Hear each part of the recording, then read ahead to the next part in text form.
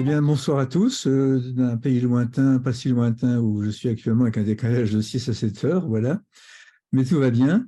Je voudrais saluer Perrine et la remercier chaleureusement de nous avoir fait l'honneur et l'amitié de participer comme conférencière à ces entretiens d'été, dont c'est la 4e année consécutive. Perrine Simon-Naoum est connue de nous tous ou d'un certain nombre. Elle nous fait cette amitié car elle est assez proche, on va dire, de la Grande Loge de France depuis longtemps pour des raisons familiales. Sur un plan très pratique, la conférence va s'inscrire dans le cadre d'un cycle de conférences qui vont parler d'amour. Nous avons entendu la première fois par Catherine Quentin une conférence sur l'amour et la fraternité. C'était une conférence, pour une fois, faite par une sœur, par un franc-maçon, ce qui n'est pas l'habitude des entretiens d'été, mais le sujet nous semblait fondamental.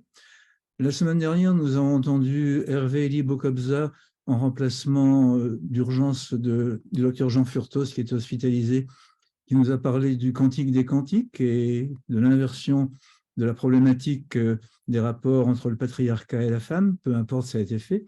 Il nous semblait légitime de commencer par une réflexion sur la philosophie de l'amour, à partir, bien sûr, de ce qu'on peut considérer comme les grands textes initiaux, que sont ceux de Platon et d'Aristote, qui ne disent pas du tout la même chose, sans compter que la philosophie chrétienne a modifié par la suite la notion d'amour, et je pense que nous aurons l'occasion d'en discuter avec Perrine.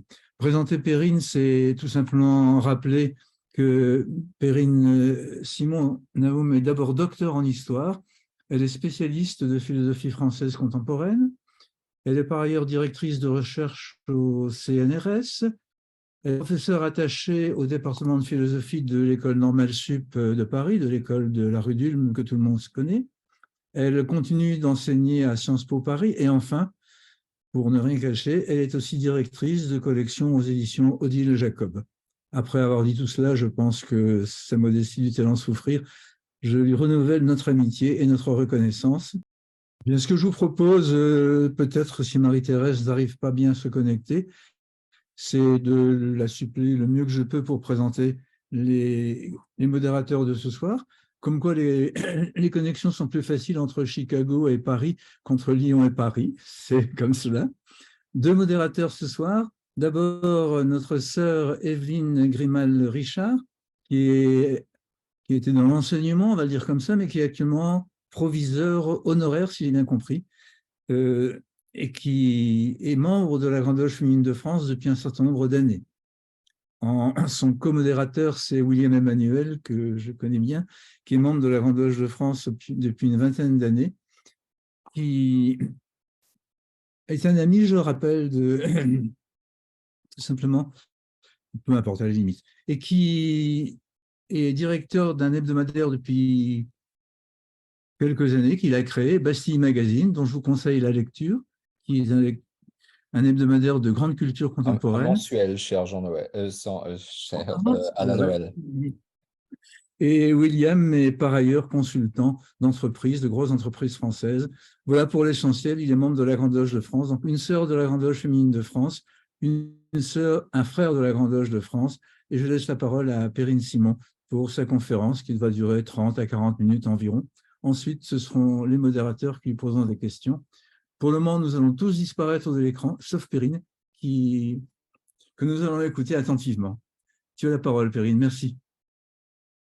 Merci, merci beaucoup, merci Alain Noël et merci pour cette invitation. Merci aussi à Marie-Thérèse Besson et puis évidemment merci à Evelyne Grimal-Richard et à William Emmanuel donc, qui vont m'accompagner, je pense, ce soir. Et merci à vous tous donc, qui êtes connectés. Est-ce que le son passe bien? Tout va? Oui? Très bien. Bien, donc je vais essayer de traiter ce drôle de sujet de philosophie de l'amour. Et c'est vrai qu'en préparant cette conférence, je me suis interrogée sur la raison qui avait conduite Alain Noël et Marie-Thérèse Besson à choisir ce thème. Et vous allez voir que je vais essayer de l'aborder non pas à travers l'histoire de la philosophie, parce que il faudrait refaire toute l'histoire de la philosophie, mais réfléchir sur ce qu'il peut nous apporter aujourd'hui, la manière dont on peut l'aborder. Alors l'amour, vous le savez, a parfois finalement moins occupé les philosophes que les romanciers. Il est pourtant au cœur des relations que nous entretenons avec les autres, avec le monde, parfois avec nous-mêmes, comme dans le cas de Narcisse, tombé amoureux de sa propre image et se suicidant faute de pouvoir s'unir à elle. Cette simple énumération permet de comprendre immédiatement, je crois, la question philosophique que pose l'amour. L'amour met en jeu une relation. Il place face à face ou côte à côte, s'il s'agit de deux individus, un sujet et l'objet sur lequel celui-ci dirige son amour, fait porter son attention, que ce soit donc un individu, mais aussi un animal, une chose, et peut-être même une activité. Cette relation elle-même induit une transformation de l'objet ou de la chose en question, non seulement au regard de celui pour qui elle apparaît aimable, mais concernant la place qu'il occupe dans le monde. Elle ne le laisse jamais indifférent, ni inchangé, qu'il s'agisse d'un être humain, voire même de Dieu, puisque dès lors qu'il est le lieu d'une attention amoureuse, il entre en relation avec ce qui n'est pas lui. On pourrait donc dire que l'amour est par définition le lieu de la différence, le lieu de la distinction, ou plutôt le lieu d'un jeu entre différence et identité. Ce que traduit d'ailleurs très bien le vocabulaire philosophique, qui l'exprime toujours au sein d'une polarité. Il est très rare, en effet, en philosophie, que l'amour se dise en un seul mot. On le trouve toujours à travers un schéma bipolaire, ce que traduisent la plupart des langues. Il suffit de penser à l'allemand, lieben, aimer d'amour, ou mögen, aimer par exemple un plat, ou l'anglais, la différence entre love et like, et en philosophie, la distinction classique depuis Aristote, Cicéron et Descartes entre ce qu'on appelle l'amour de concupiscence et l'amour d'amitié, ou encore chez Kant, l'amour pathologique distinct de l'amour pratique, jusqu'à Freud d'ailleurs, qui distingue amour et libido, et Lacan, qui, lui, fait la différence entre amour et désir. Donc, si vous voulez, je partirai de cette bipolarité qui trace, je crois, en même temps qu'une tension, dont l'amour est à la fois le lieu et l'expression, la dynamique qui pourrait définir une philosophie de l'amour. Une philosophie de l'amour, et c'est la proposition que je voulais vous faire ce soir, ce serait avant tout une vision du monde, une représentation de la place que nous y occupons. Et je crois qu'on le voit bien dans le parcours initiatique auquel invite le frère Mozart dans son tout dernier opéra, La Flûte enchantée, qui, outre le fait qu'il met en scène différents types d'amour, si vous connaissez l'opéra, il y a d'abord l'amour concupiscent de Monostatos pour Pamina, il y a l'amour abusif de la reine de la nuit pour sa fille. Et donc cet opéra montre que c'est seulement au terme des épreuves qui les mènent à la sagesse que Tamino et Pamina peuvent s'unir l'un à l'autre, comme un homme avec une femme, avec d'ailleurs en regard le couple que forment Papageno et Papagena, qui sont eux encore en fait dans la ressemblance, et donc on le voit dans leur dernière ère, dans la procréation. L'amour nous renvoie donc immédiatement, à travers la représentation que nous en avons, à une philosophie, c'est-à-dire à une organisation du cosmos, à une vision du monde. Il ne saurait y suffire, mais il y est indispensable. Alors je crois qu'on pourrait traduire cela à travers une double idée qui conduira les deux moments de ma présentation en énonçant que la philosophie est essentielle à la conception de l'amour, mais qu'en retour, celui-ci reflète la vision que nous avons de notre époque et la manière que nous avons de nous y inscrire. On peut donc s'interroger sur ce que nous dit l'amour de notre époque et ce qu'à notre tour nous en faisons. Qu'est-ce que serait aujourd'hui une philosophie de l'amour? Comment la définirions-nous et que nous apporterait-elle? Et je crois que parce qu'elle fait signe donc précisément vers une représentation du monde, la philosophie de l'amour désigne, vous le verrez, plus qu'elle-même. Elle ne se limite pas à une simple étude des affects, mais embarque avec elle, encore une fois, la vision que nous nous faisons de notre place dans le monde. Voilà pourquoi une phénoménologie de l'amour ne saurait se limiter à un récit des expériences amoureuses, même multiples, que chacun de nous fait dans sa vie, mais désigne encore une fois, au-delà, je crois, la manière que nous avons de conduire nos existences et de nous inscrire dans le monde. Voilà aussi pourquoi on pourrait dire qu'une philosophie de l'amour n'est pas seulement une célébration des sens, de l'éros, comme disait Emmanuel Lévinas, mais quelque chose de tout à fait important au point qu'il mobilise à la fois les sens et la raison. Alors, le premier moment, peut-être assez rapide de cette réflexion, serait de réfléchir donc à la manière dont j'ai reçu ce sujet de façon assez étrange parce que si vous considérez les débats des philosophes en ce moment, on ne peut pas dire que la question de la philosophie de l'amour y soit centrale. Et je ne crois pas non plus que la philosophie de l'amour ait les faveurs du public. Si vous parcourez par exemple les rayons de philosophie dans les librairies, si vous prêtez attention aux émissions, aux films, aux articles, vous constaterez curieusement que l'amour n'est pas une question que nos contemporains placent au centre de leurs interrogations. Ou plutôt que s'ils le font, c'est davantage, me semble-t-il, comme une question sociale ou sociétale que comme le déploiement d'une vision du monde. Et force est de reconnaître que l'amour désigne aujourd'hui, fait signe davantage vers des questions qui se rapportent à la sexualité, au consentement, à l'identité, à la question de la famille, à la question de l'égalité, à la question de l'héritage ou de la procréation, beaucoup plus qu'il ne désigne le sentiment naturel que nous aurions les uns pour les autres. Il n'y a, dans le constat que je fais, aucune part de nostalgie, mais pas non plus, je dirais, la dénonciation qu'on peut trouver chez quelqu'un comme Eva Illouz d'un capitalisme qui aurait en quelque sorte gagné les sentiments amoureux. On pourrait même avancer, et voilà, c'est une réponse que je ferai à Alain Noël, que finalement l'époque est tout sauf à l'amour. Et si celui-ci est évoqué, c'est plus volontiers pour dénoncer les violences faites à l'intime et sur lesquelles on commence de lever le voile, qu'il s'agisse des féminicides ou des incestes. Et je pense évidemment ici au roman de Christine Angot ou aux réflexions du philosophe Marc Crépon. Les formes, donc ce constat que je fais, que je ne sais pas si vous le partagerez, mais indique à mon sens une difficulté, celle que nous avons à reconnaître la place que nous occupons en tant qu'individus dans le monde et auprès des autres. Tout nous en détourne, à savoir les pensées qui dominent aujourd'hui le débat public, qu'il s'agisse des pensées de la catastrophe ou de celles qui mettent en avant l'importance des identités. Alors, vous me direz, en apparence, évidemment, ce sont des pensées qui ont l'air de se rapporter à l'amour.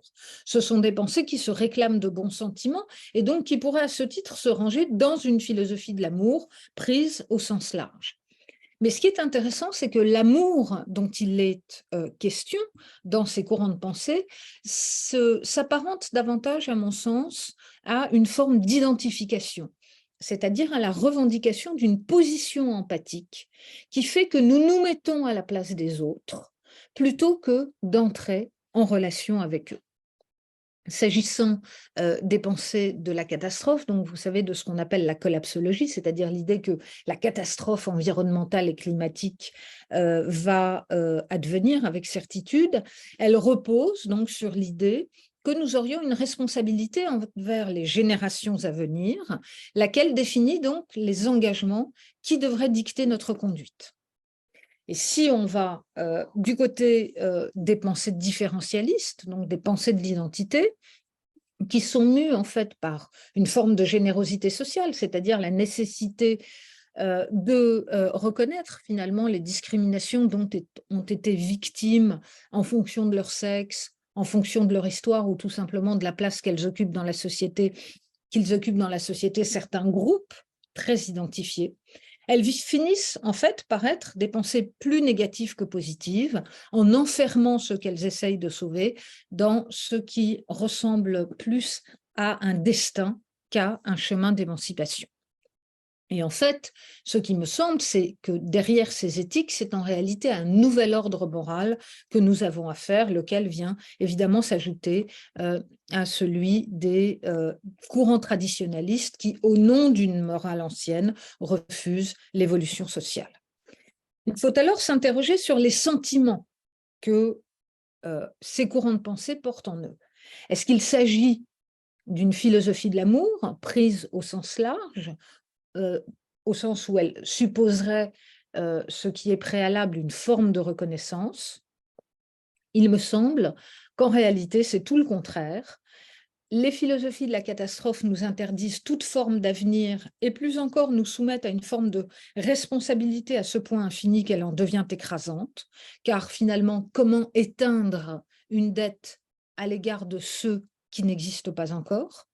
Et les secondes, les pensées de l'identité nous enferment dans des déterminismes qui portent atteinte à notre condition d'individu en nous interdisant de nous sentir libres de nos actions ou de nos sentiments. Et donc, quels qu'ils soient, ils seront rapportés à un déterminisme originel. Donc voilà, je crois, et c'était mon premier point, qui nous en dit peut-être un peu plus sur ce que pourraient être les motifs ou l'intérêt finalement qu'il y aurait à bâtir une philosophie contemporaine de l'amour. Donc mon second point, un peu plus long, sera pour m'interroger sur ce que ce serait, cette philosophie. Est-ce que finalement, nous avons encore quelque chose à dire de l'amour quand tant de médias, de réseaux sociaux le mettent à toutes les sauces? Et surtout, est-ce qu'il faut parler de l'amour s'il est vrai que l'amour relève de l'intime, à savoir ce périmètre que nous avons tant de mal à soustraire aux regards inquisitoriaux? Finalement, pourquoi penser, pourquoi se préoccuper d'une philosophie de l'amour? Je crois que la réponse est très simple. Parce que l'amour nous projette vers les autres et partant nous ouvre au monde. Il est toujours une relation. Et donc, on peut poser comme un préalable la transitivité d'une telle philosophie. Finalement, l'amour, c'est ce qui me rend acteur de ma propre vie.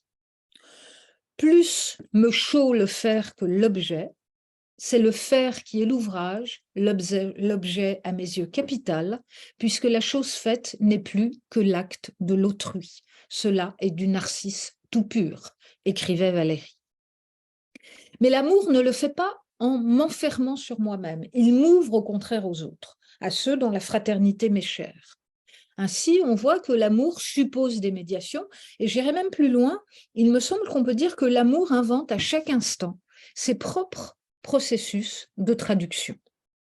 Ce qui explique d'ailleurs qu'il nous soit aussi précieux pour penser notamment les relations entre l'universel et le particulier.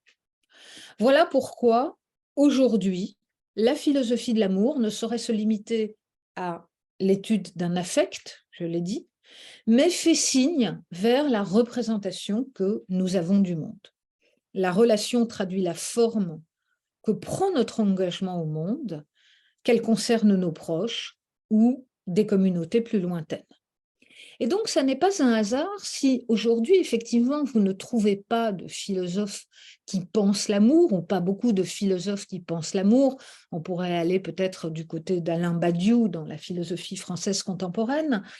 Mais en revanche, vous trouvez beaucoup de philosophies qui mettent toujours de nouveaux objets philosophiques, comme l'hospitalité chez Derrida, les femmes, les âges de la vie, le soin, l'environnement, mais aussi lorsque la relation fait défaut, la migration, l'exil, la précarité, la mort. Et donc, c'est à ces philosophies que je consacrerai ce moment de mon exposé. L'approche qu'elle nous propose présente, me semble-t-il, un point commun, à savoir celui de chercher à échapper au déterminisme de toutes sortes et de refonder l'individu à partir de ces gestes minimes du quotidien comme l'acteur de sa propre histoire.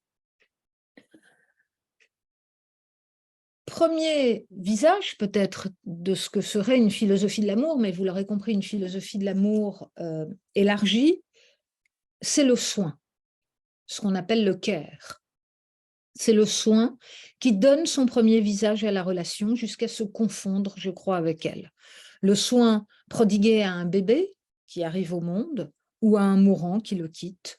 Le soin nous ramène à ce qui est notre essence, à savoir la finitude. Et voilà pourquoi il est vraiment au cœur de cette philosophie de la relation. Ce soin, c'est d'abord celui que nous attachons à la relation elle-même et aux interstices dans lesquels elle se développe. On sait bien que quand on dit prendre soin, ça n'est pas synonyme de soigner au sens d'une guérison, mais que le soin s'attache à l'humain, que le soin parle à l'âme. Et sans doute est-ce la raison pour laquelle il agit à la fois comme l'amour, sur celui qui le prodigue, comme sur celui qui le reçoit. Il crée une relation qui n'existait pas auparavant et qui disparaîtra sans doute, par exemple, si la mort se présente. Mais entre-temps, elle aura irrémédiablement changé. Ceux qui s'y seront investis auront donné de leur temps, de leur attention, de leur amour pour la faire naître. C'est donc un fait singulier que met en lumière le soin, la création d'une histoire ex nihilo. Car il ne suffit pas d'appartenir à la même famille ou à la même ethnie ou au même groupe social pour apporter du soin. Cela est d'ailleurs rarement le cas si on pense à l'investissement psychologique et affectif de certains soignants auprès de patients auxquels rien ne les rattache, sinon au départ finalement une rencontre fortuite. L'autre particularité de cette histoire, donc, c'est d'être partagée.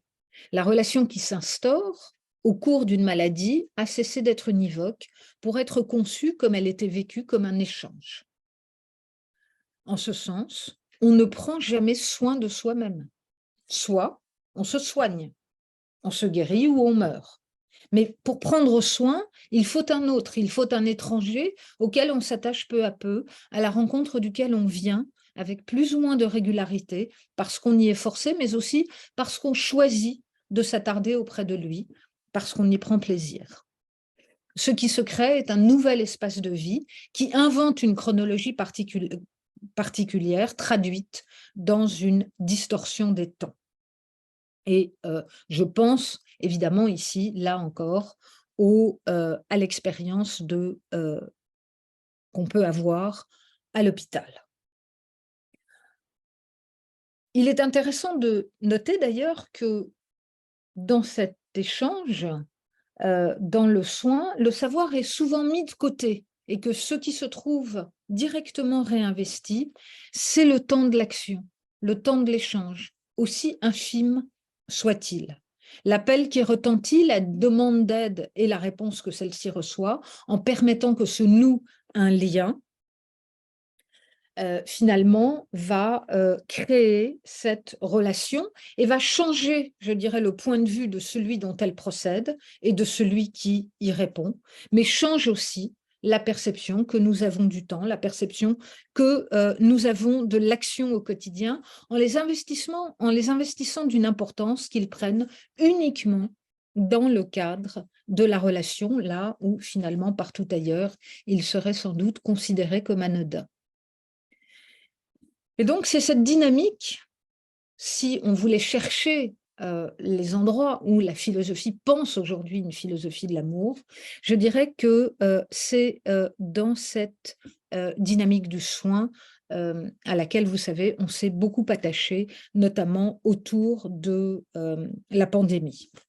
La relation qui se crée amène chacun de ceux qui y est engagé à prendre conscience du pouvoir qu'il possède d'interagir sur la vie de l'autre, mais aussi en retour de la possibilité que celui auquel l'aide est apportée possède également le pouvoir de transformer l'existence de celui qui vient à son secours. Et c'est très intéressant de voir, quand vous lisez un petit peu les récits, que finalement le plus investi n'est pas toujours celui qu'on croit. Et que celui des deux parties qui semble en apparence le plus généreux dans le don de soi, le soignant, l'ami, le soutien moral, c'est bien qu'il trouvera à son tour, un jour, lorsque lui-même sera en position de le demander, cette forme d'aide. Ce qui frappe en effet, c'est finalement la manière dont des situations qui sont en apparence univoques nous ouvrent paradoxalement des espaces au sein desquels nous reprenons la main, dans lesquels nous redevenons maîtres de notre propre histoire au lieu de la subir. Ce sont celles-ci, ces histoires, qui peuplent, je dirais, aujourd'hui notre quotidien. Et ce que j'applique à la maladie, à l'hôpital, aux soins, pourrait, je pense, aussi bien s'appliquer aux migrants. Ce qui fait qu'on ne doit pas interpréter sur un mode mineur des notions telles que la vulnérabilité ou le soin. Ce sont finalement elles qui désignent aujourd'hui les lieux de nos actions, les formes de notre inscription dans le monde et figurent comme ce qu'il y a pour nous de plus précieux, les points sur lesquels il nous est possible de nous appuyer pour définir ensuite des engagements plus larges. Les corps ont cessé d'être considérés comme le lieu d'inscription de notre passivité et les politiques qui les concernent suscitent au moins des résistances lorsqu'elles ne sont pas le point de départ de réactions contraires. Et je crois que c'est l'un des enseignements qu'on pourrait retenir, par exemple, d'un ensemble de réflexions développées autour des travaux du Comité national d'éthique, à commencer par celle qui porte sur le rôle de la loi en matière d'éthique médicale. Alors, on le voit, la question qu'on peut se poser, si maintenant on développe un peu plus cette philosophie de l'amour et qu'on en vient à ce qu'on pourrait appeler l'amour, on voit bien que non seulement, je dirais, l'amour n'est plus l'alpha et l'oméga de la philosophie de l'amour, mais il n'est plus seul au cœur de la relation. Et on pourrait même dire d'ailleurs de l'amour qu'il s'est progressivement effacé, laissant place à une gamme de sentiments complexes qui installent une symétrie nécessaire entre celui qui aime et l'être aimé. Proust cite œuvre de visionnaire, vous le savez, qui, dans la recherche du temps perdu, n'évoque en fait jamais l'amour, mais décline toute la palette subtile de sentiments qui l'accompagnent. Et l'amour est aujourd'hui défini par les philosophies de la relation autour d'une polarité, je l'ai dit, le souci ou l'intérêt que nous avons de l'autre, mais en regard, je dirais, la distance qui nous en sépare, hein, à l'image du narrateur dont l'imagination est stimulée en permanence par la jalousie maladive qu'il porte à Albertine. Et on peut aussi penser au second grand livre, au second grand roman qui a ouvert notre modernité, le Ulysse de Joyce, qui, vous le savez, comme une odyssée inversée, raconte la journée de Léopold Bloom, cherchant à oublier dans une errance à travers la ville la trahison amoureuse de sa femme Molly. L'amour, donc, aujourd'hui, je crois, a cessé de figurer un idéal.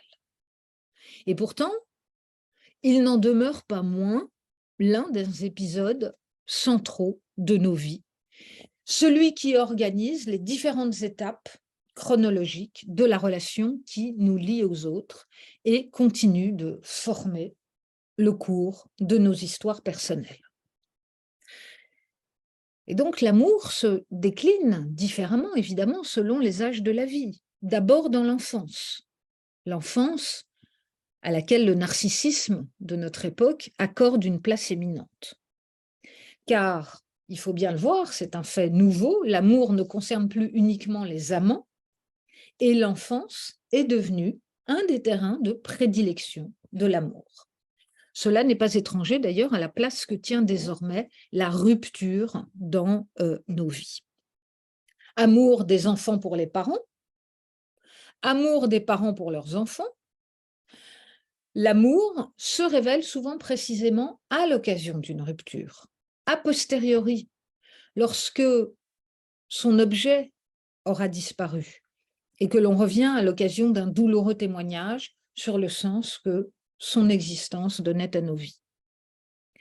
Et donc, ce qui est très intéressant aussi à noter aujourd'hui, je crois, c'est que finalement, il n'existe pas d'amour insouciant. L'amour a cessé d'être insouciant. Il porte d'abord dessiné à l'avance les étapes de notre vie, et on voit très bien qu'une enfance heureuse, c'est-à-dire entourée d'amour, va créer ce lien de confiance aux autres qui permet finalement de fonder le rapport harmonieux que nous entretenons au monde, mais que dès lors qu'il se trouvera trahi par la violence, par l'abus,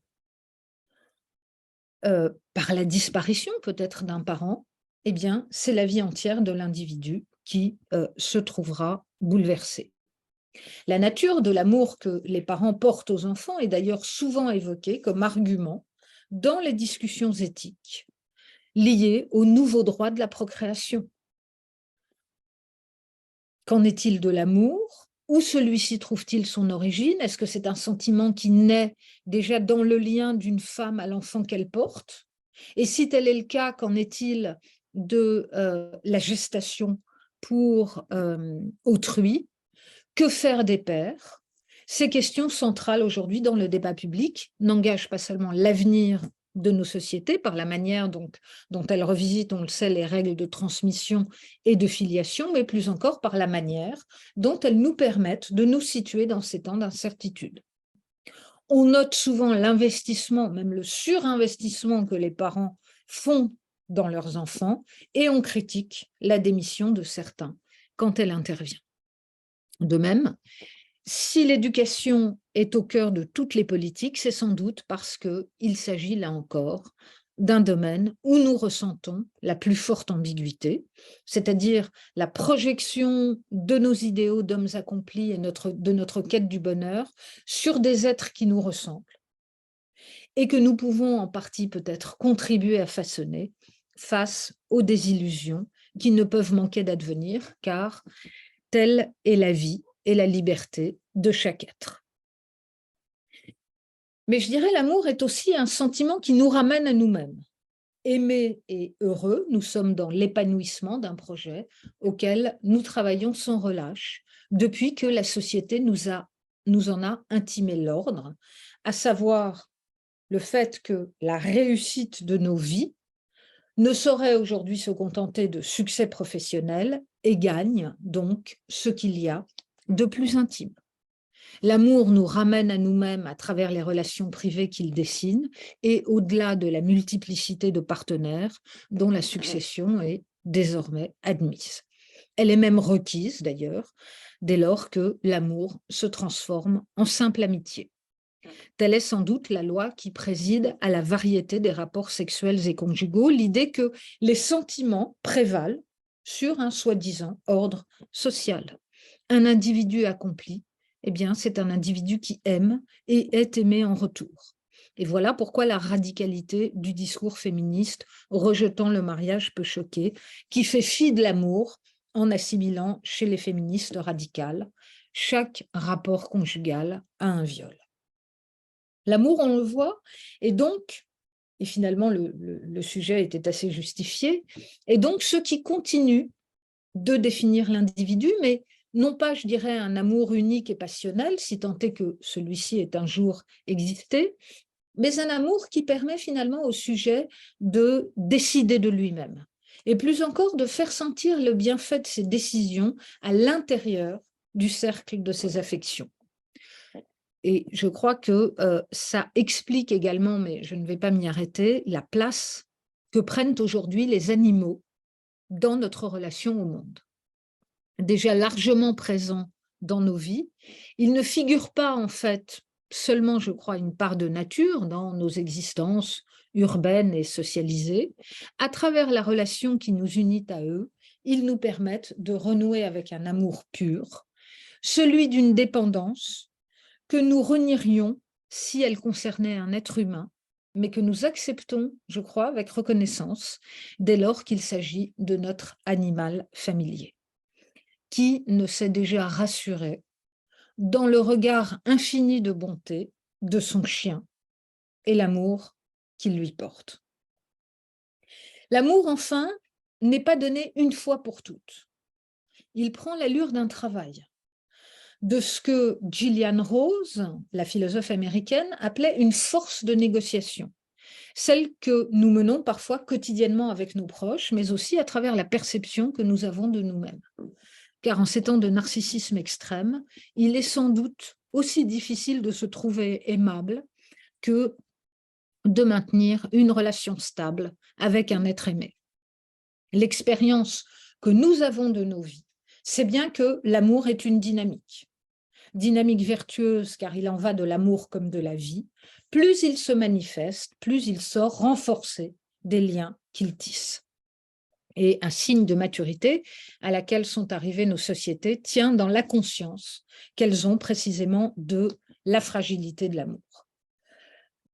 Donc, pour dire ce que la philosophie de l'amour aurait à nous dire des relations entre les sexes, à savoir, dès lors qu'on conçoit l'amour comme une relation, l'impossibilité finalement de penser celle-ci dans ce que font souvent les féministes comme une approche frontale des relations hommes-femmes et d'essayer de les penser, de les tirer dans une vision apaisée finalement des médiations qui les traversent.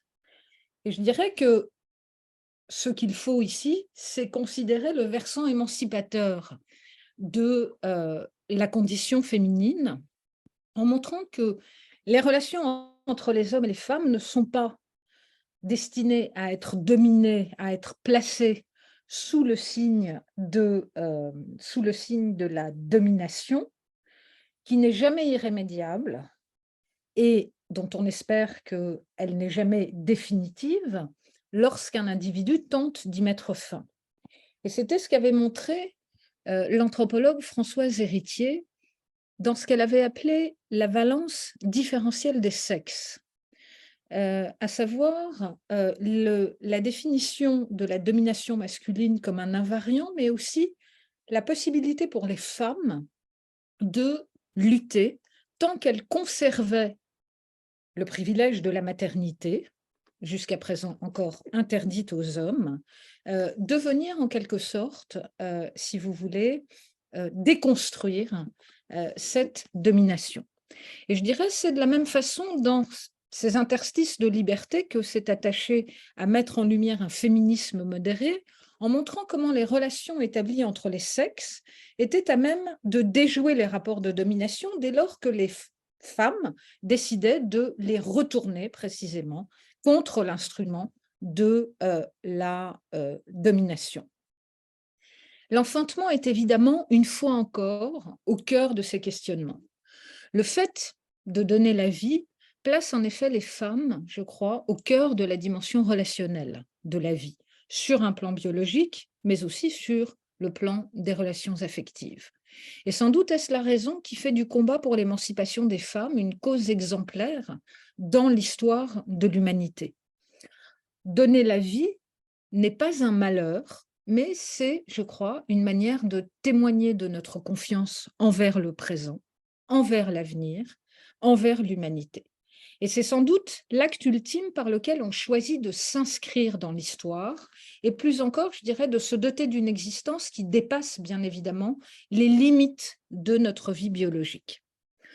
Aussi est-ce pour cela que le choix dont témoigne toute naissance doit être libre et revendiqué par le couple, que ce soit un couple femme-homme, homme-homme ou femme-femme, qui en assume les conséquences. Donc, que dire, pour finir, de cette philosophie de l'amour, dont, encore une fois, je me suis interrogée sur la pertinence qu'il pouvait y avoir aujourd'hui à s'interroger autour d'elle. Eh bien, finalement, cette idée que l'amour n'est plus tout à fait ce que peut-être les générations précédentes entendaient par ce terme, qu'il nous amène aujourd'hui plus loin, et qu'en fondant donc ce qu'on peut appeler modestement une philosophie relationnelle, il nous permet d'être acteurs de notre propre histoire. Merci William, merci Perrine, c'était vraiment très complet et j'ai le sentiment, à travers tout ce qu'on a entendu de votre part, que l'amour nous préoccupe finalement de tout temps, de tout âge, j'irai jusque-là, de l'intime jusqu'à l'universel dans ce que j'ai pu entendre et comprendre. Et malgré tout ça, nous vivons sans le prendre en considération. Est-ce bien là une problématique qui se dégage par rapport à votre exposé ou en tous les cas quelque chose qui nous dit que jamais on n'exprimera l'amour comme un élément pour expliquer les choses ou voir nos décisions ou voir nos relations, nos choix? Enfin, alors on peut poser la question, c'est-à-dire que il me semble effectivement qu'aujourd'hui, on voit l'ensemble. Alors, c'est un peu paradoxal, on est dans une Oui, période où c'est paradoxal, c'est ça. les affects comptent, sont absolument au centre, et en même temps, on les retraduit toujours à travers, je dirais, des grilles qui sont des grilles économiques, des grilles sociales, des grilles qui créent des déterminismes. Et donc, finalement, regardez un petit peu les analyses de l'amour que l'on trouve aujourd'hui. Donc, j'ai parlé d'Eva Illouz en matière de sociologie. On peut parler en économie de Daniel Cohen ou d'autres. On voit que l'amour est toujours finalement approché non pas comme un élément déterminant, comme quelque chose, une dynamique qui porte en elle une action, mais au contraire comme quelque chose qui est décidé de l'extérieur. Hein. Le Daniel Cohen, par exemple, en économie, montre que le mariage que vous faites, d'ailleurs qu'il n'appelle pas mariage, il appelle ça appariement sélectif, finalement, on se marie dans la même classe sociale, on se marie dans le même groupe, en général. On réalise une trajectoire sociale. Donc, si vous voulez, c'est ça qui m'a étonnée. Encore une fois, on peut discuter avec aussi Marie-Thérèse et Alain Noël dans le choix de ce sujet. Oui. Alors, bon, moi, je suis liée à la maçonnerie par mon père, Pierre Simon, mais je ne suis pas initiée directement, mais enfin, je plongeais dedans quand j'étais petite. Et l'amour n'est pas la fraternité. Donc, je ne sais pas comment vous travaillez avec cette question de l'amour, vous, francs-maçons, mais aujourd'hui, ce n'est pas la manière dont on poserait la question. Et c'est ça qui m'a intéressée. Et du coup, je trouve qu'on peut en sortir avec cette idée que l'amour est finalement quelque chose de plus large que un simple sentiment amoureux ou une pulsion ou un appariement chimique du cerveau, etc. Pour voir comment finalement ça nous permet, encore une fois, de nous inscrire dans le monde à partir d'un engagement dont nous sommes prêts à affirmer qu'il est le nôtre. Ouais. Voilà. Je crois que l'amour, finalement, pourrait être défini comme une dimension de l'individu qui le relie à l'autre. Alors, ça me permet de passer à la question de l'amour universel, puisque c'est évoqué dans les questions, notamment l'amour agapé des Grecs. Et quelle est votre opinion sur cet aspect d'amour universel qu'on le retrouve dans le message attribué au Christ, qui est « Aimez-vous les uns les autres ». Est-ce que c'est pertinent ou pas comme référence? Ah bah, de toute façon, c'est une référence qui fait partie de notre tradition, au moins de la tradition occidentale, judéo-chrétienne. Alors, je dirais que cet amour universel, il a pris évidemment plusieurs figures. Il est invoqué comme un principe qui guide l'action d'un certain nombre d'institutions ou de groupes sociaux. Le problème étant de savoir sur quoi ce principe est fondé, c'est-à-dire est-ce que c'est un principe qui est fondé sur l'idée d'une différence ou l'idée d'une identité? Qu'est-ce qui conduit cet amour universel? Et à quoi doit-il conduire? C'est-à-dire que tant que ça reste, comme disait Kant, une idée régulatrice de la raison, eh bien, évidemment, c'est un principe qui a toute sa validité. Dès lors que ce serait conçu, je dirais, comme une figure d'une identification empathique, à ce moment-là, ça me paraît plus critiquable. Donc, si vous voulez, ces traditions et évidemment, nous héritons hein, toujours de ces définitions de concepts et l'amour en est un. Ce qui est très intéressant, c'est que l'amour est peut-être, de ce point de vue-là, l'une des premières notions, encore une fois, qui ne peut pas se définir de manière totale ou de manière univoque ou de manière unique, mais qui s'est définie par une tension. Mmh. Oui, et justement dans cette tension et en lien avec la question de William, où on aurait tendance à penser que l'amour qui se définit comme le don gratuit sur le plan chrétien, c'est peut-être, et là encore une fois, c'est peut-être un autre paradoxe, c'est peut-être aimer l'autre comme soi-même, mais c'est d'abord s'aimer soi-même, parce qu'il n'y a pas cette idée de ce besoin en fait d'articuler notre présence et notre présence au monde, comme vous l'avez bien expliqué, avec ce lien que nous créons avec l'autre, finalement, qui s'exerce dans ce besoin d'être et je reprendrai du coup la question, à ce moment-là, je la relis, la question de Solange qui dit, avec Sartre dans le huis clos, et avec Hugo dans Notre-Dame de Paris, aucun personnage ne réussit la réciprocité des sentiments. L'amour n'est-il pas aussi souffrance, voire mortifère? C'est-à-dire ce rapport avec l'autre s'exerce dans une idée de souffrance ou pas? Alors, C'était pour relier avec la question aussi. Hein. oui, enfin, Sartre dans Huis clos, c'est la philosophie sartrienne, vous savez, est une philosophie de la pure liberté, c'est-à-dire une philosophie dans laquelle l'individu s'invente lui-même à chaque moment C'est ça. dans un acte ou qui est la preuve de sa liberté.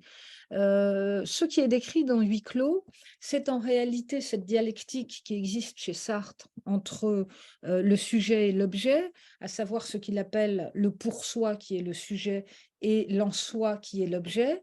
Le fait que vous deveniez un pour-soi à chaque moment où vous décidez de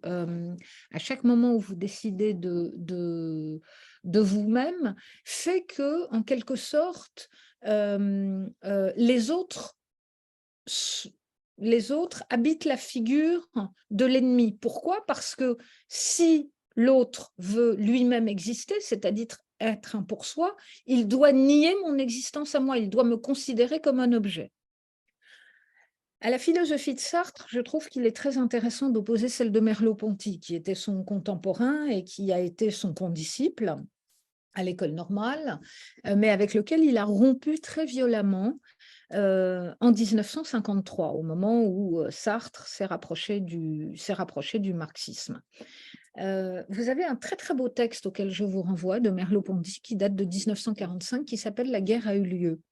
La guerre a eu lieu, c'est le récit finalement de ces jeunes normaliens de 1939 que la guerre a précipité dans l'histoire, qui ne savaient pas que l'histoire existait, qui vivaient dans le monde des idées et que la guerre finalement a précipité dans la réalité. Et pourquoi je parle de ce texte? Parce que c'est le moment qui fonde chez Merleau-Ponty la relation à l'autre et la responsabilité de l'autre. Et donc, ce que Merleau-Ponty montre finalement que cette génération a découvert, philosophiquement parlant, c'est évidemment, les autres existaient, mais d'un point de vue philosophique, c'est le fait que nous ne pouvons pas habiter le monde sans les autres.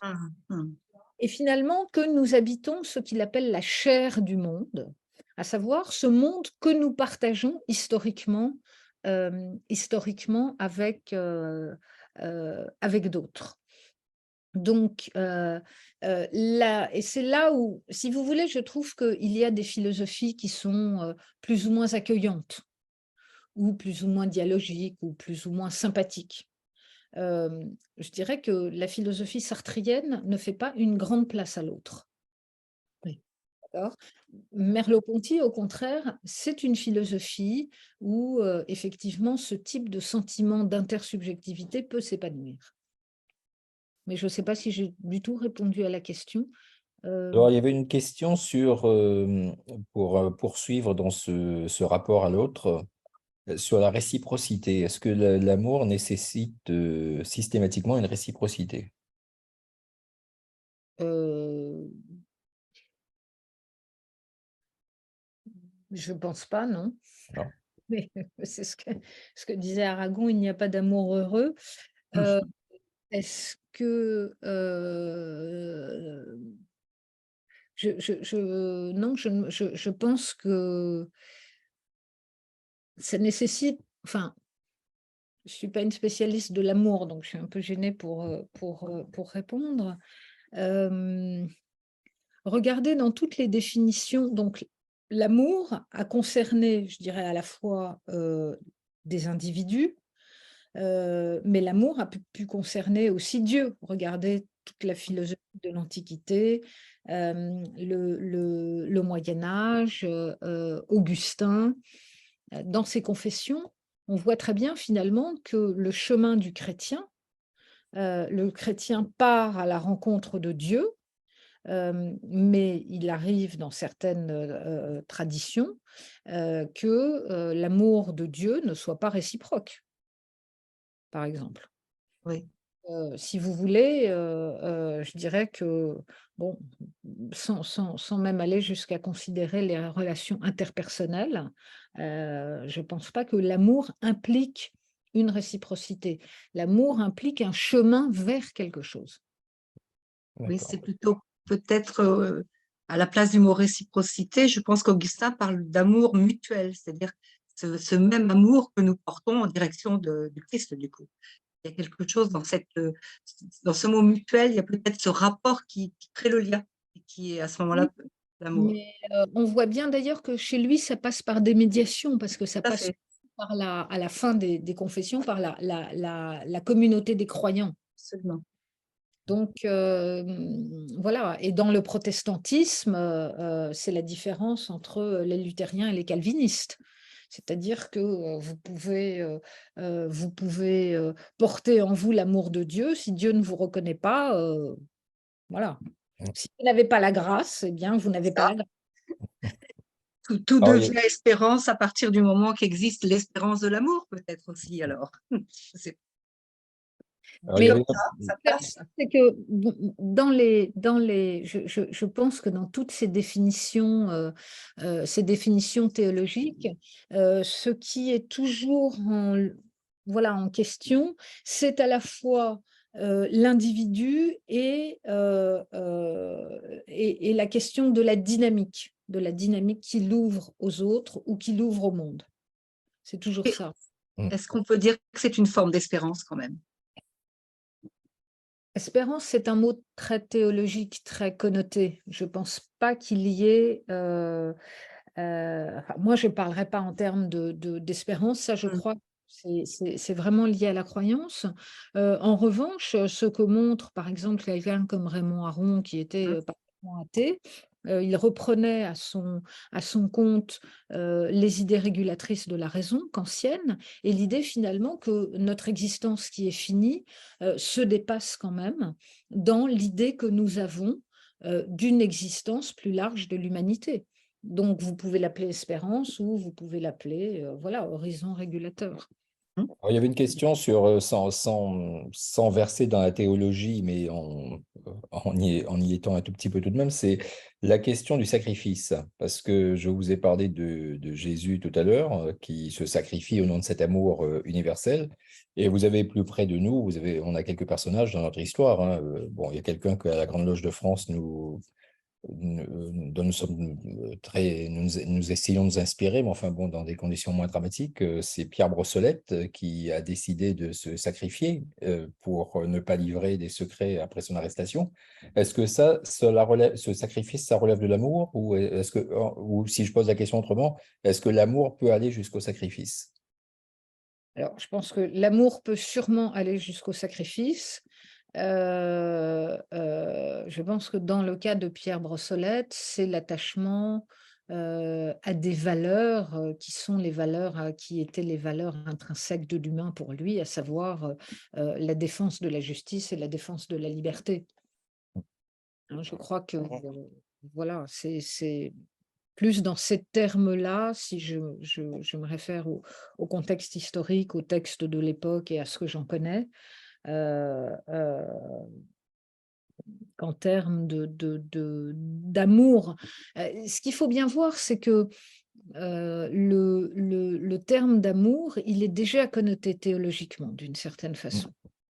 Et donc, je veux dire, les rares sont à l'époque très contemporaine, les penseurs ou les hommes d'action qui emploient vraiment, qui passent par ce terme. Quelqu'un comme Lévinas qui parle d'amour, en fait, il parle jamais d'amour, il utilise le mot éros. Donc, je pense qu'il s'accompagne quand même effectivement d'une référence toujours à un amour universel ou une connotation chrétienne, voilà, qui le… Bon, je dis pas… fait Et que… du coup, est-ce que la distinction entre amour éros, amour agapé, amour philae, c'est inopérant pour vous ou ça a tout de même un sens de définir et d'essayer de définir plus précisément l'amour? Je crois qu'il faut toujours le définir plus précisément parce qu'il est pris dans des relations voilà, qui le font jouer à différents niveaux en créant des communautés, en créant des communautés elles-mêmes distinctes. Donc, mais c'est toujours, pour moi, l'amour est toujours d'une certaine façon une manière, non pas de montrer une identité, mais de montrer une différence ou de montrer une tension. Et je crois que de la même façon, je veux dire en loge, les rapports qui existent entre les frères et les sœurs ne sont pas les mêmes que ceux qui existent quand on est dans la cité. Donc, alors, il n'est pas, on peut parler d'amour fraternel, mais encore une fois, cet amour fraternel, qu'est-ce qu'il dit? Si ce n'est finalement l'existence d'un lieu privilégié dans lequel peuvent se faire un certain nombre d'échanges qui, sans doute, passent par des médiations différentes. Les procédures ne sont pas les mêmes, enfin voilà. Donc, à mon avis, c'est une qualité de relation, l'amour, je dirais. On peut effectivement, on peut même rajouter cette idée de lien protégé tel que vous les définissez en loge. C'est quelque chose qui, en tous les cas, normalement assure une certaine sécurité dans la relation que vous avez parlé tout à l'heure et que vous avez à un moment donné, bien exploiter cette notion de domination possible, de cette dissymétrie du coup dans la relation et du fait que le rapport de l'un à l'autre peut aussi tomber dans des pouvoirs, puisque là aussi, hein, si on reprend Hughes dans sa conception justement des dangers de l'amour, il y a aussi cette forme de pouvoir. Alors, je ne sais pas, c'est une question qu'on peut se poser à nous-mêmes. Est-ce que la loge nous protège des relations de pouvoir avec le lien d'amour fraternel, puisqu'on l'appelle ainsi? Voilà, c'est une question hein, qui reste tout à fait ouverte, mais qui mérite d'être posée, puisque nous avons le sentiment d'être, à ce moment-là, un peu comme vous l'avez bien signifié, effectivement protégés, c'est-à-dire l'idée que nous pouvons prendre des risques et nous pouvons nous dévoiler, presque nous dénuder, si on était un petit peu avec Eros, qui était tout à l'heure. Oui, oui, et je pense que il y a plusieurs. Le rituel est quelque chose qui participe de ça. C'est-à-dire que voilà, ça instaure, ça marque la distinction entre la cité, le monde extérieur et la loge.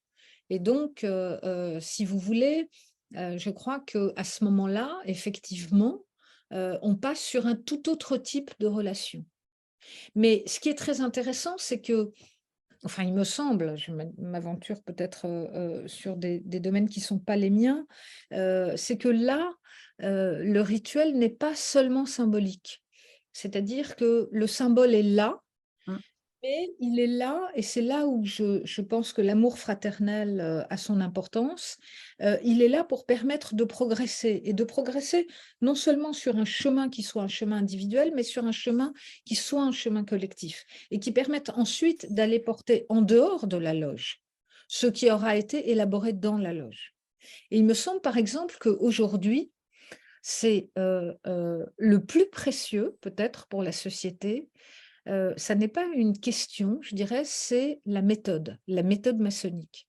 C'est-à-dire le fait de s'écouter, la possibilité d'entendre l'autre, qui fait que, si vous voulez, qui tranche avec la violence de la langue qui existe au dehors et qui existe maintenant dans le débat. On peut la décliner de plein de façons, mais ce qui la rend je dirais ce qui la rend opératoire, c'est comme l'amour. Enfin, je veux dire, c'est quand vous faites un enfant, bah, vous êtes 2 et vous devenez 3, et vous fabriquez biologiquement un être qui peut-être n'aura rien à voir avec vous. C'est ce que chacun de nous, une fois devenu parent, découvre avec étonnement, et voilà. Eh bien là, je pense que c'est pareil, c'est-à-dire que les cadres, le cadre de la loge qui autorise cette liberté Mmh. permet en même temps de mettre en place quelque chose qui est une relation dynamique. On peut l'appeler amour, ou peut-être Oui, oui. les frères et sœurs l'appellent autrement, je ne sais pas. Avec bien, je le confirme, l'idée, par rapport à ce que vous avez exprimé, qu'on vise à l'émergence du sujet finalement. Oui, bien sûr. On est sur une finalité humaniste, une finalité qui va vers l'idée de la progression, l'idée du progrès aussi, hein, Émancipation, bien sûr. l'émancipation, voilà. Ce De qui n'est toute pas façon, toujours le cas dans le couple, hein, par rapport aux propos que vous avez tenus. oui, l'amour ne vaut en réalité que si les deux parties sont symétriques d'une certaine façon. Je dirais non pas égales, parce que ça n'est pas possible, mais symétriques. En Alors, il y a revanche, oui, Pardon. pardon. Ah non, pardon, allez-y. Non, je dis en revanche, je pense qu'il faut se méfier je veux dire, il faut bien distinguer entre amour et empathie. Ça, ce sont deux choses. Voire compassion aussi, enfin voilà, après ça peut. Et on vit dans une époque compassionnelle. C'est ça.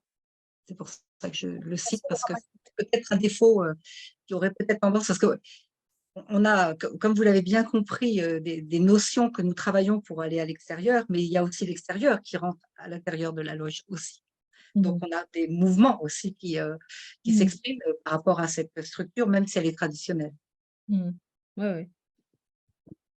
Il y avait une Oui, question avec une référence à Merleau-Ponty que vous avez évoqué tout à l'heure, qui essaye de penser non pas l'identité, non pas la différence, mais l'identité dans la différence. Mhm. Vous devez voir ça avec ou l'unité par opposition, de termes qui sont habituellement tenus pour séparer. Donc, Oui, est-ce que... c'est-à-dire qu'en fait, ce que Merleau-Ponty essaye de penser, c'est la relation. C'est l'inscription dans le monde. Et pour s'inscrire dans le monde, il faut à la fois aller, je dirais, vers l'autre. On découvre la liberté. Merleau-Ponty explique qu'on n'est jamais libre seul, hein, contrairement à Sartre. Mais il faut en même temps, je dirais, pouvoir savoir se situer soi-même dans le monde. Donc c'est ça, et c'est cette interrelation qu'il appelle la chair du monde. Alors, il y a une autre question, c'est la relation entre amour, bonheur. Est-ce que ce sont des choses qu'on peut mettre dans le même, sur le même plan, amour et bonheur? Ouais, j'en sais rien, enfin, tout le monde répondrait aussi bien que moi ou aussi Non, mais mal. on parle du bonheur philosophique, hein. Euh,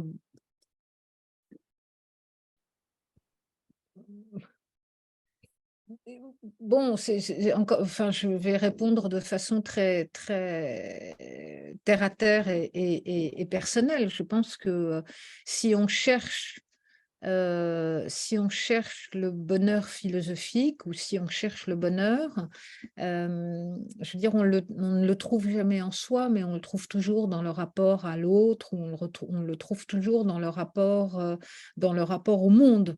Maintenant, ce rapport n'est pas uniquement un rapport qu'on peut placer sur le plan de l'amour. Donc, ce sont deux choses, je crois, tout à fait, ce sont deux notions qui sont tout à fait différentes. Elles se conjuguent. Là encore, il faut toujours repartir de l'histoire de la philosophie et donc de l'histoire de la théologie. Et effectivement, l'amour pur se conjugue avec la béatitude. Mais ça, ce sont des notions qui appartiennent à sont La des théologie. théologiques très précis. Si on dit aujourd'hui amour et bonheur, on les pense différemment et distinctement, je pense. En même temps, on a cette injonction de la société à être heureux et à aimer et à être aimé. Euh, voilà, donc Peut-être une question alors c'est de Jacques, voilà. Que pensez-vous, ou Jeanne, pardon. Que pensez-vous, attendez, c'est par rapport au transhumanisme. Alors, ça serait bien de mettre les petites questions sur là où il faudrait, c'est-à-dire le Q et R, parce qu'après, on a du mal un petit peu à retrouver. Je pense que la vraie question, c'est l'idée, est-ce que le transhumanisme est possible? Est-ce qu'on peut concilier transhumanisme et amour? Alors, voilà, c'est Stéphane, pardon. Peut-on encore imaginer que l'amour peut perdurer avec le transhumanisme qui se développe? je me rappelle plus de ce film. C'était quoi ce film? Her, ça s'appelait, où il tombe amoureux finalement d'une machine. Je dirais que j'espère que non. J'espère que non, parce que je trouve que ce qui est beau dans l'amour, mais là encore, je parle à titre personnel et comme tout un chacun, sont aussi les failles. Les erreurs, les douleurs, voilà. Je veux dire, l'amour, c'est un composite. C'est un composite et ça n'est jamais une totalité. C'est ça qui est très intéressant. C'est-à-dire qu'il me semble que justement, l'amour est l'un des instruments qui nous est offert pour briser toutes les formes de totalité et donc toutes les formes de totalitarisme. Qu'est-ce que font les totalitarismes?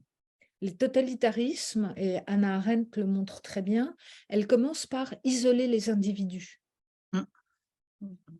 Elles commencent par défaire les liens sociaux, défaire les liens familiaux, etc.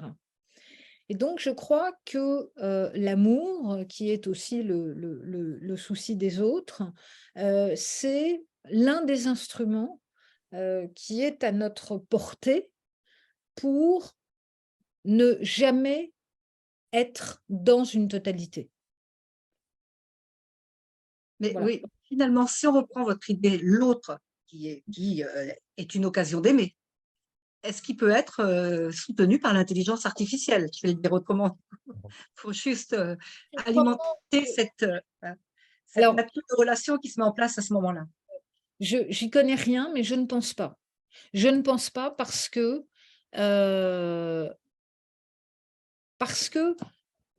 voilà, quand vous êtes dans cette relation qui est une relation pas seulement charnelle, mais aussi spirituelle, mais qui vous engage, finalement, encore une fois, vous vous engagez avec vos failles. Et je pense Voilà. que vous percevez immédiatement et vous aimez sans doute aussi les failles de votre partenaire. Oui. Or, une intelligence artificielle n'aura pas de faille. Je ne sais pas si vous avez essayé, par exemple, enfin, j'imagine que vous avez essayé comme moi ChatGPT. Eh bien, moi, je lui ai demandé, nous, on lui a demandé en famille, écris-nous une nouvelle à la manière de Kafka sur le métro parisien. C'était parfaitement à la manière de Kafka, mais ce n'était pas Kafka. Je veux dire, dans l'amour, il y a des choses indicibles aussi. Il y a le non-dit, il y a le repentir, il y a voilà, tout ce qui fait que nous sommes des êtres humains imparfaits. Et donc, je ne crois pas qu'on pourrait aimer une perfection. Maintenant, on sait aussi que ce sont des perversions et des psychoses. Hein, voilà. Non, mais comme vous disiez tout à l'heure, au début de votre intervention, l'amour mobilise les sens et la raison. A priori, on ne voit pas très bien quels sont les sens que pourrait mobiliser l'intelligence artificielle. Non. Et je pense qu'on le sentira tout de suite. C'est très intéressant de voir, par exemple, des enseignants qui ont commencé à corriger des choses écrites par ChatGPT. Et apparemment, ils s'en aperçoivent tout de suite. Ah oui, Ouais. c'est plutôt rassurant pour l'espèce humaine. Je vais peut-être reprendre l'argument de Holza qui nous dit l'amour est un instinct. Il y a peut-être finalement ça. On peut aussi le dire comme ça. On peut dire comme ça. On peut le dire comme ça. Maintenant, je crois que l'amour est un instinct. Ça, c'est plus peut-être la partie animale de nous-mêmes. Et c'est aussi un instinct dont on doit se défaire, justement pour ne pas tomber dans la psychose, me semble-t-il. Mais là, c'est la mère qui parle. Alors, il y avait des questions sur… on en a parlé un peu, c'est est-ce que l'amour est infini ou existe-t-il des limites à l'amour? Il existe des limites qui sont les mêmes que notre existence. Mais encore une fois, je veux dire, l'amour nous permet de nous projeter au-delà de notre finitude. Mais nous, l'amour qu'on peut évidemment ressentir ou donner, il est fini. Alors, il y a une question là, l'amour n'est-il pas aussi le langage du spirituel? C'est prendre le spirituel en bonne part.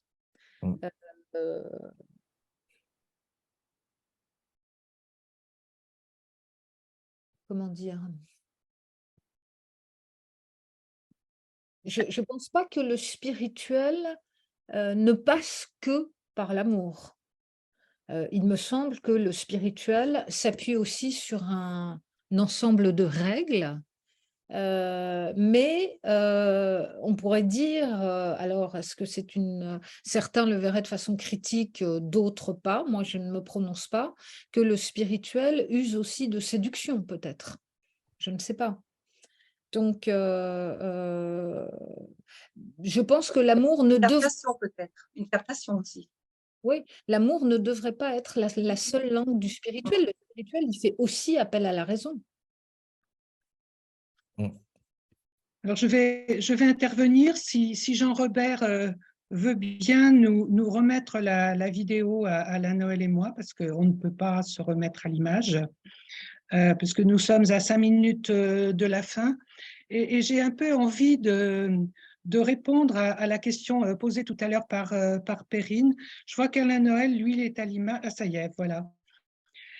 Qui disait je voudrais bien savoir pourquoi Marie-Thérèse et Alain Noël ont décidé de travailler ce sujet. Alors, tout simplement, il faut savoir qu'effectivement, l'année dernière, nous avions travaillé sur l'identité et nous avions beaucoup parlé et entendu de choses au niveau de l'altérité. Et à la fin des travaux, dans nombre de nos tenues, nous terminons en disant que l'amour règne parmi les hommes avec un grand H, hein, les êtres humains. Les êtres humains. Et nous nous sommes dit, mais finalement, qu'est-ce que ça recouvre? Qu'est-ce que ça veut dire que l'amour règne parmi les êtres humains? Et il nous a semblé donc intéressant de décliner cet amour-là, d'où les différentes conférences que nous avons mises en place pour pouvoir essayer de un peu disséquer, je dirais comme ça, ce qu'est l'amour, que ce soit aussi bien sur le plan philosophique, mais nous avons entendu parler la semaine dernière de l'Évangile, nous entendrons parler de la compassion par le lama, et la dernière de nos conférences, nous l'avons mise exprès, elle a pour titre « Que l'amour règne parmi les hommes ». Parce que nous espérons qu'à travers tout cela, nous serons peut-être arrivés à faire un peu le tour de cette question qui nous a finalement, nous en avons beaucoup parlé, nous avons échangé là-dessus, et on s'est dit qu'on avait besoin d'éclairages peut-être différents et enrichissants. Voilà, en gros, hein, je ne sais pas si Alain Noël veut compléter, mais voilà un petit peu ce qui nous a motivés pour tous les deux proposer ce thème. Et c'est pour ça qu'on en avait, je vous l'avais dit au départ, on s'en était un petit peu ouvert à Jean Furtos, qui malheureusement n'a pas pu venir la semaine dernière, qui a voulu nous parler de l'amour empêché. J'espère qu'il pourra le faire, en nous disant, mais oui, c'est très intéressant de parler de ça, parce que comme dit Perrine, on n'en parle jamais, finalement, de l'amour. On parle autour, mais on ne parle jamais de l'amour. Voilà un peu la réponse que je pourrais faire à la question de Perrine tout à l'heure. Alain Noël, tu veux peut-être compléter un peu? Compléter un peu cette réponse. Effectivement, lorsque j'avais discuté avec Perrine, elle a été surprise du thème et de la manière dont je l'avais envisagé, ou nous l'avions envisagé, c'est-à-dire de discuter de l'amour et de la raison, de mettre en relation Kant et la philosophie maçonnique. Ce qui nous a semblé, c'est que, et Marie-Thérèse vient d'y faire allusion à cette phrase qui termine bon nombre des travaux, que l'amour règne parmi les hommes, et il y était fait allusion tout à l'heure sur l'amour fraternel. Et l'amour fraternel est au cœur de toutes les réflexions maçonniques, c'est-à-dire que c'est une phrase qu'on prononce très souvent, et en fait, j'ai le sentiment qu'on parle de quelque chose qu'on ne comprend pas très bien. Et l'objet des entretiens d'été, c'est de tendre un miroir au sens de la réflexion pure, de tendre un miroir aux francs-maçons par rapport à ce qu'ils font dans leur loge. Et quand on dit amour fraternel, de se demander ce que cela peut vouloir dire pour mieux le comprendre. Et je remercie chaleureusement Perrine Simon de nous avoir éclairé sur le sujet, car nous avions quelques items à cette question de la philosophie de l'amour. Elle en a développé bien d'autres, les relations, la philosophie du soin, la philosophie du care, les relations avec les enfants, l'amour des enfants qui est au cœur de nos sociétés modernes, sans compter tout ce qui a été évoqué sur l'amour chrétien. Et je pense que c'est une manière ce miroir nous est utile pour comprendre que les mots que nous employons, parfois, nous les employons sans avoir les références suffisantes ou sans vouloir les comprendre. Et donc, je remercie chaleureusement Perrine de nous avoir éclairé sur ce sujet. Ce que je vais vous dire, je ne l'avais pas dit au début, c'est que Perrine Simon est aussi un auteur, non pas prolixe, mais sérieux, qui a édité un certain nombre d'ouvrages. Et les ouvrages les plus récents sont sur les déraisons modernes, où elle nous avait fait le plaisir, dans un autre cadre, il y a 1 an ou 2, de nous parler des déraisons modernes. C'est un ouvrage qui est édité aux éditions de l'Observatoire, et elle vient de sortir entre guillemets, un autre ouvrage qui s'appelle « Sagesse du politique, le devenir des démocraties », toujours aux éditions de l'Observatoire en cette année 2023. Il y a eu une question tout à l'heure sur la bibliographie qui a été évoquée. Je demanderai à Perrine si elle veut bien nous adresser à Jean-Robert ou à moi-même une bibliographie, même sans sommaire des livres qu'elle a évoqués, que nous pourrions transmettre à ceux qui nous ont demandé cette bibliographie, bien évidemment. Alors voilà ce que je voulais vous dire. Pardon, je voudrais rajouter que j'ai vu que quelqu'un demandait s'il était possible éventuellement d'avoir le texte de l'intervention de Perrine. Donc, c'est comme elle le souhaite, mais si elle veut bien, elle nous l'envoie à la Noël ou à moi, peu importe, et on pourra transmettre pour qu'il soit mis en ligne pour ceux qui ont assisté à cette conférence. Je rajoute juste une petite chose à ce qu'a dit Alain Noël. Un des objectifs aussi de cette série d'entretiens d'été qu'on fait déjà depuis 4 ans, c'est de faire dialoguer les maçons et la société. Hein. C'est pour ça qu'on essaie de toujours prendre des conférenciers qui ne sont pas maçons, parce que je crois que c'est important de pouvoir éclairer ce qui se passe en loge par ceux qui sont à l'extérieur, mais même s'ils ne savent pas très précisément ce qui s'y passe. Et on en a eu un bel exemple aujourd'hui, je crois. Tout à fait. Je pense que Bon, je crois qu'on peut. Je veux aussi je voulais remercier, simplement reprendre le petit mot de, pardon, Evelyne. juste pour redonner la main un petit peu à nos auditeurs au sens symbolique. Michel qui nous dit « aimer rend heureux ». Voilà. une très bonne conclusion. En tout cas, merci aussi à Evelyne et à donc notre frère William d'avoir su comme cela répercuter les questions de tous nos auditeurs. Merci à tous ceux qui ont été présents.